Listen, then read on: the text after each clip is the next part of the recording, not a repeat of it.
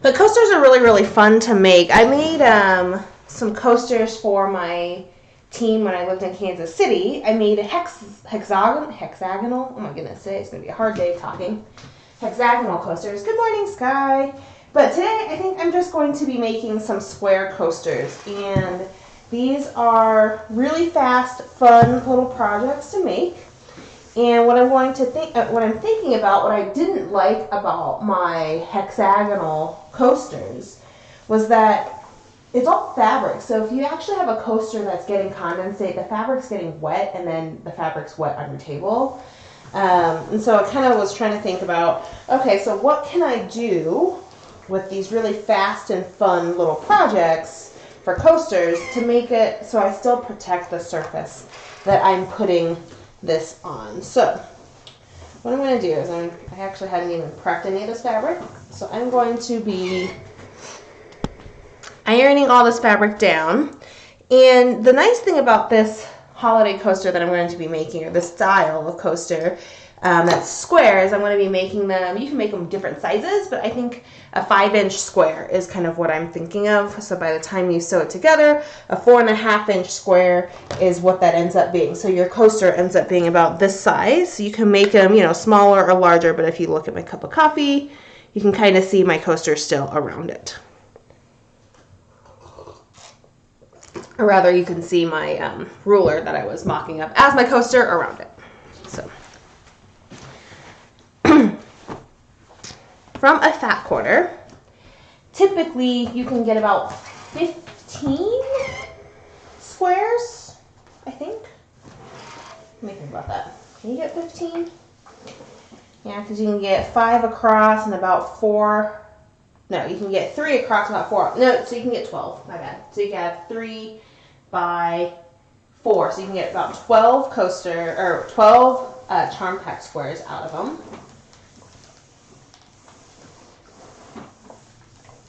And each square, or each coaster, you need 5.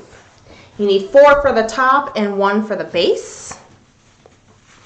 So if I have 12 times 4, right? That's 48. I should be able to make almost 10 coasters, but this will most likely be like 9 coasters, right? Am I thinking about that correctly? So do the math right. If there's 12 times 4 is 48. And that would mean 9 coasters.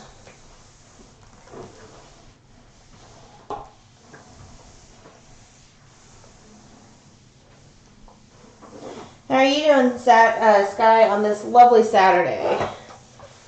It's starting to get cold, and it's super weird not leaving our house, right, for so many months. And I was like, it was just getting warm, and then now it's getting cold, and I've completely lost, track of time or space or whatever. I'm like, what did I do with the last one? Okay.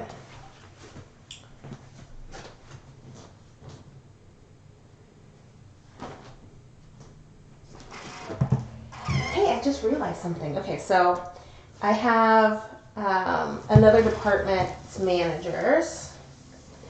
Well, not really manager, but one of my direct reports has a department, and his department's 9 people. Maybe I give them coasters. I'm not making ornaments for them.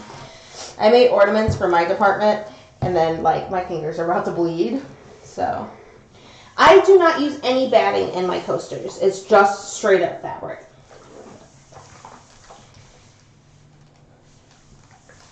Because by the time the coaster is said and done, there will be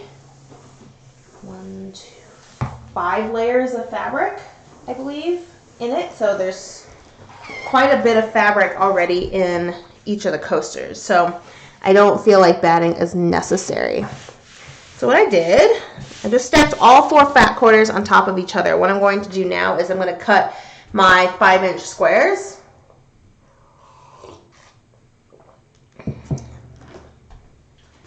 And I'm going to leave them in these sets of 4, because what I'm going to try to do is I'm going to try to keep one of each for the top and then just a base. And her fabric's really pretty, and all of it's all with like letters, and it's like just my type font, and there's like some coffee and some coffee swirls in there. It's a pretty nice line. So that's a set of 5. Should be able to do 3 strips without running out of fabric.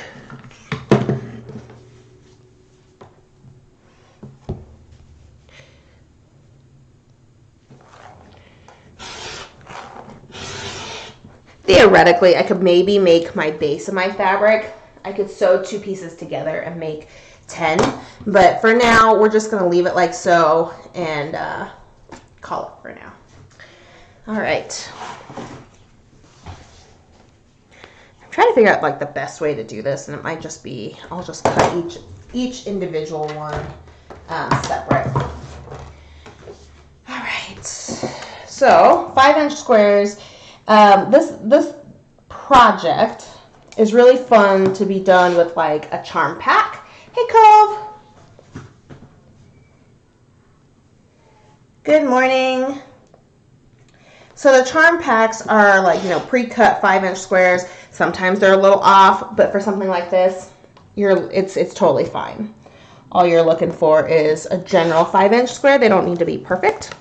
So what I'm doing is I'm just going to stack them, but alternate them so I kind of have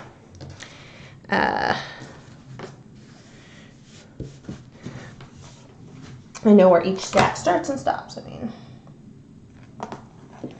So I should have 12 stacks.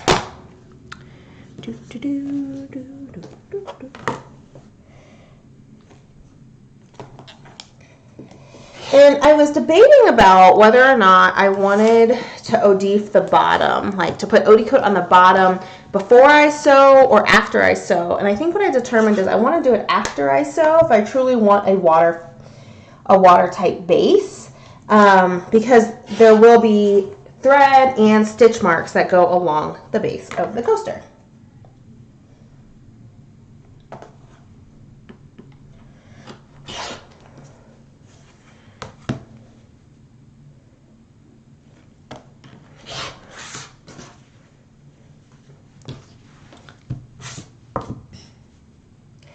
But I am leaving the iron on because I will need to iron my pieces again. I might not need to, but I'm going to double check because I will be folding some of these 5-inch squares.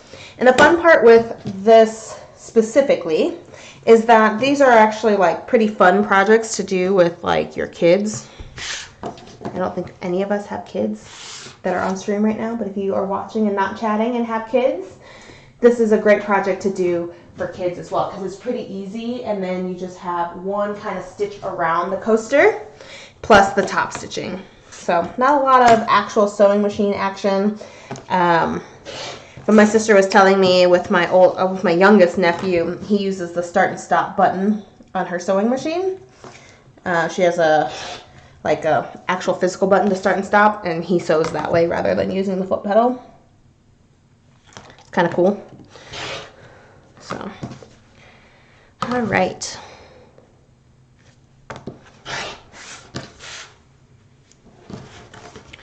All right, so now this is the last set of 5, and we are done cutting all of our fabric. So how does this coaster work? Well, I'm going to do a demo one first, and then we will mass make the rest of them. So we will be folding all of these in half, like so. So I'm actually going to take, a couple sets of these to the iron, and I'm going to fold it all in half so that they are ironed in half like that. Okay.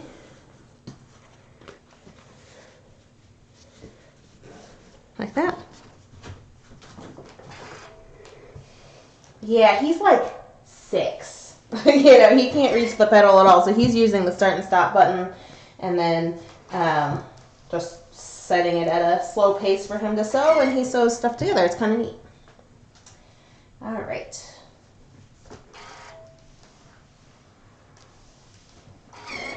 I'm just hitting this with an iron to make sure that these lie flat. All right, so now we have these 6. What I'm going to be doing, or these 4, I cannot count today. What I'm going to be doing is I am literally going to just be doing a, I don't even know what this is called. Is this a box fold? You know, like something like this. Okay. So now that we have all of these 4 interlocking together, like so, all the folded edges are in the middle, the raw edges are on the outside. What we're going to do is we are going to take one of our other full 5-inch squares, like so. Make sure that you want the right side of the fabric facing up in this case, and notice that these are letters. You want the letters legible to you now versus the other way. And I'm going to place all 4 of these straight on top. If I planned this out correctly, I would have just done the 4 on top of my fabric. And then now I'm going to very carefully go to my machine and stitch all the way around all 4 edges of this with my normal 1/4-inch seam. It's okay if you're a little off, it's not going to hurt it.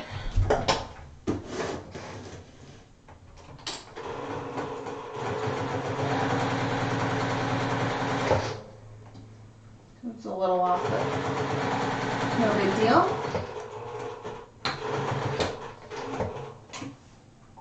Oops. I'm off a little. There we go.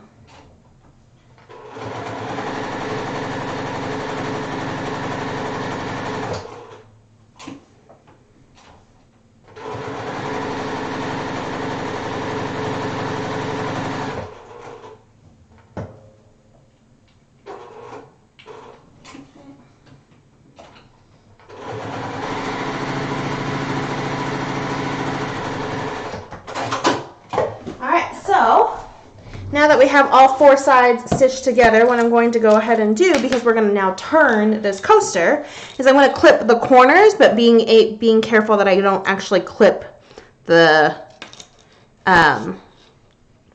thread on the corners. Like so.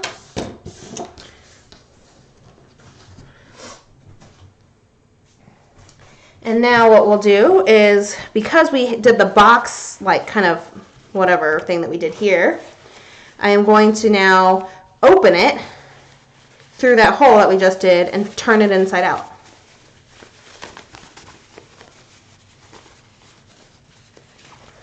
Like so.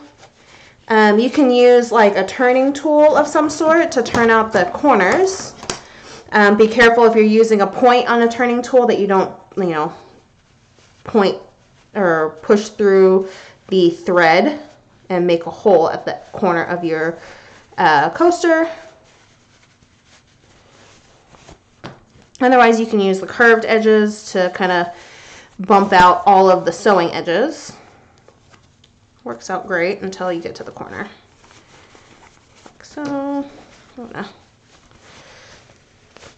I've poked too many holes with the straight edge, so I'm using the curve just to do the edges before I get to the corners, and then I'm going to be very careful when I poke the corners out. And then you kind of just do the best you can for the corners, because there is quite a bit of fabric right there from that nice little corner that we put in. But we're going to do the best that we can on all 4 of getting those out, like so. And what we're going to do is hit this with an iron.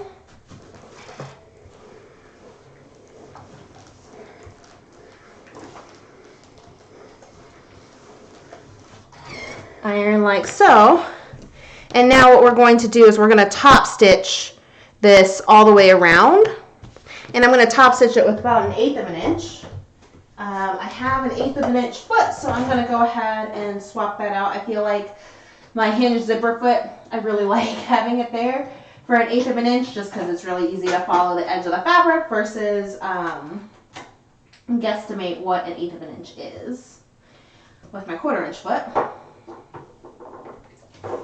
Let's start here. I'm starting at an interior section now, just because that way I can come around back to it.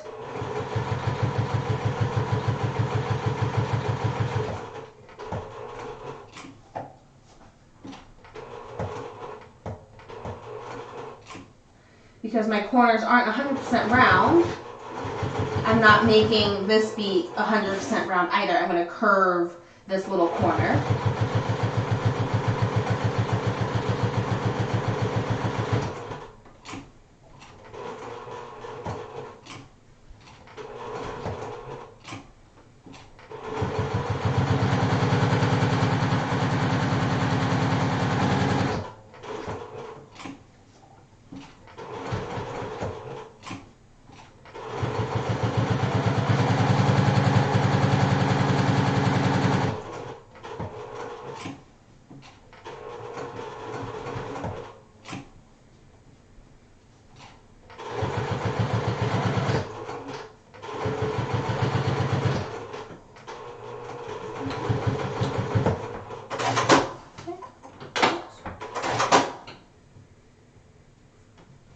Cut the excess thread off.